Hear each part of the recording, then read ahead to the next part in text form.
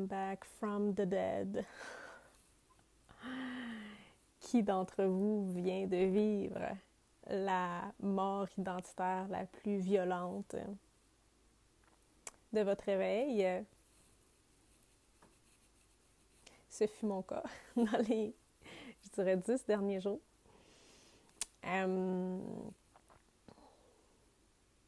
Sur plein de niveaux. J'ai vraiment dû faire face,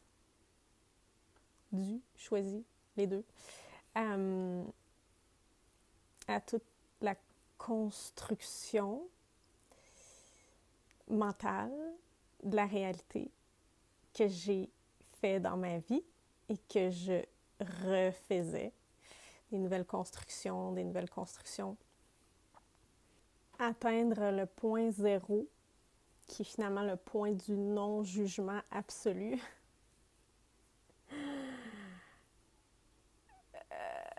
C'est wow! Hier matin, je dirais que c'était peut-être la phase la plus aiguë des derniers jours. J'avais vraiment... j'étais comme en détresse dans tous mes corps. Puis, j'étais comme, OK, je vais faire tel exercice pour régler mon système nerveux. OK, je vais aller voir, je vais faire telle hypnose pour m'aider. OK, non, c'est bon. Là, j'étais comme en mode, je vais prendre mes outils pour sortir de cet état-là. Puis là, en dedans de moi, ça faisait, non, stay with it. Et là, j'étais comme, ouais, mais stay with it, c'est pas confortable, là, ça me tente pas de rester avec ça. Puis pourtant, ça fait longtemps que je travaille à visiter les inconforts au lieu de les bypasser. Mais c'est tellement facile quand ils se représentent de retomber dans le conditionnement que ces choses-là ne devraient pas être, que ces difficultés-là, ces contractions-là, que cet inconfort-là, ces douleurs-là ne devraient pas être. Exercer le non-jugement, c'est laisser ces choses-là nous traverser sans se dire qu'elles ne devraient pas être là et sans se dire que ce n'est pas correct qu'elles soient là. C'est d'accueillir ces choses-là pour ce qu'elles sont, c'est-à-dire une nouvelle expérience. Ne pas juger l'expérience qu'on vit dans l'instant présent. Idéalement, jamais la juger, là. Non plus, même si c'est une mémoire, même si c'est un souvenir, même si c'est une projection dans le futur, de ne pas dire « J'ai hâte à ce moment qui sera si bon ». Parce que dans le futur, c'est souvent ça. Puis dans le passé, ben, c'est comme « Oh mon Dieu, que je ne veux pas revivre ce moment-là qui était si difficile à vivre. » De rester au point zéro dans le non-jugement absolu. Ben c'est ça, on peut le faire autant pour la mémoire que pour les projections dans le futur, mais c'est surtout important, en fait, de le faire dans l'instant présent. Quand quelque chose se présente à nous, de l'accepter. En fait, le non-jugement, c'est l'acceptation.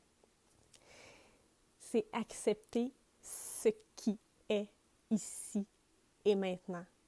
Avoir comme une expérience, la décharger du jugement positif ou négatif. Parce qu'elle n'est ni une ni l'autre, ni positive ni négative. Ou elle est les deux, peu importe comment on le dit, mais d'accepter de vivre l'expérience qui se présente à nous. En fait, on enlève toute résistance, puis c'est vraiment la résistance qui nous fait souffrir, qui nous amène dans un concept mental, donc c'est-à-dire dans une réalité illusoire, qui est, elle, chargée. Et elle peut être chargée positivement, négativement, mais peu importe, l'équilibre va toujours tenter de se refaire. Qu'on soit dans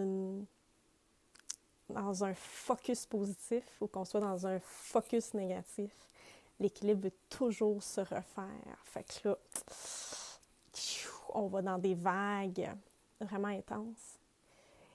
Fait que de réussir dans l'instant présent à accueillir puis accepter ce qui est et ce qui fait en sorte qu'on cesse de résister à ce qui se présente. On ne peut pas espérer sortir de la dualité tant qu'on va chercher à éviter l'inconfort, tant qu'on va chercher à se réconforter dans ce qu'on connaît. Ça ne fonctionnera pas. Tant qu'on va s'accrocher au concept mental d'une vie meilleure, d'un monde meilleur, d'une situation meilleure, d'un futur qui est mieux, d'un moment d'après qui est mieux, le positif ne nous sortira pas de la dualité. L'acceptation de ce qui est nous sort de la dualité. Point. Zéro. Voilà. Les enseignements que j'ai traversés ces derniers jours et que je continue à intégrer, vivre, incarner. Ouais.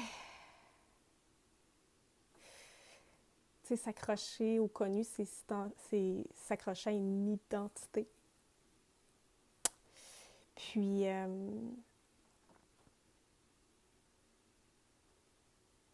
accepter, c'est accepter que tout se transforme continuellement. On ne peut plus se réconforter dans ce qui est connu. Vous le sentez, vous le voyez. La transformation est de plus en plus visible, palpable.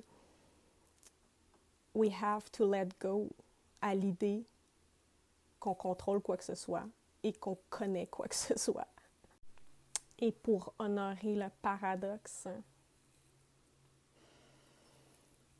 de l'univers manifeste, la fameuse phrase « rien ne se perd, rien ne se crée, tout se transforme ». Alors, ce qui est inconnu est aussi à la fois complètement connu. C'est-à-dire, il faut lâcher l'idée de ce qu'on connaît pour connecter à la connaissance du un en soi.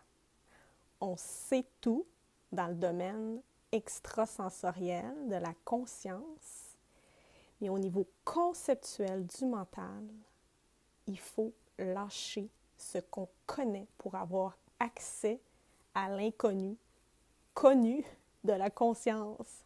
Me suivez-vous? C'est pas grave, c'est pas le cas. Vous le réécouterez.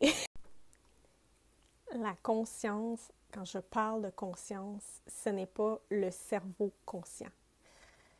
C'est la source 1, c'est la conscience qui existe à la fois à travers la matière et à la fois au-delà de la matière. Et là, en tant qu'être, en quête de vérité spirituelle, on ne peut plus se fier qu'à la conceptualité de la spiritualité. On ne peut plus se fier à la conscience du cerveau, du mental, qu'à ça pour incarner l'être spirituel qu'on est. En fait, il faut aller au-delà de ça, c'est-à-dire ressentir la conscience au-delà du mental. C'est ce qu'on nous invite à faire en ce moment. Bon, je pensais que ça serait des stories, ça, mais finalement, c'est trop important. Il faut que ça reste sur mon fil, sur ma page. Alors, voilà. Est-ce qu'il y avait autre chose qui voulait être dit?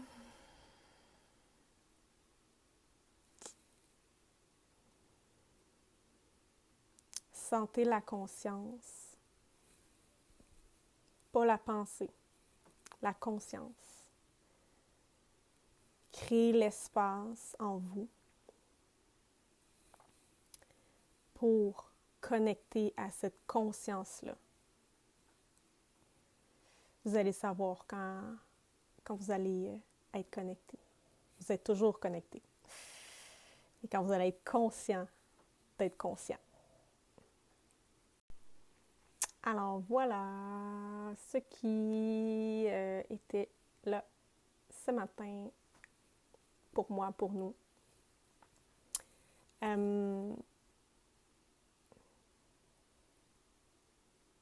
Ouais. Je vous souhaite la présence. Je vous souhaite le courage d'accueillir puis d'accepter ce que vous vivez au moment présent. Ça demande beaucoup de courage de ne pas s'étourdir avec autre chose, puis de plonger. Puis pourtant, c'est là qu'on retrouve vraiment la liberté totale. La liberté totale d'être